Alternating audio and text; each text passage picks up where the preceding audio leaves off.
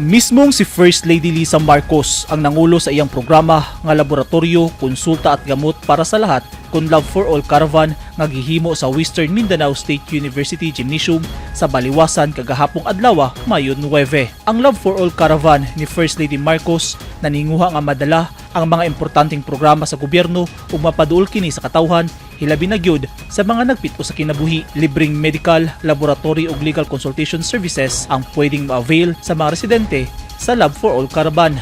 Gawa sa medical services, mitanyag sab sa ilang mga programa ug serbisyo ang mga ahensya sa gobyerno, lakip na private stakeholders. Katambayayong sa lokal nga gobyerno, pinaagi sa City Health Office ang Department of Health kun DOH. Mayo 5 ning tuiga dihang gisugdan sa LGU ang rollout sa Love for All Caravan ug mulungtad hangtod ugmang adlaw, Sabado, Mayo 11.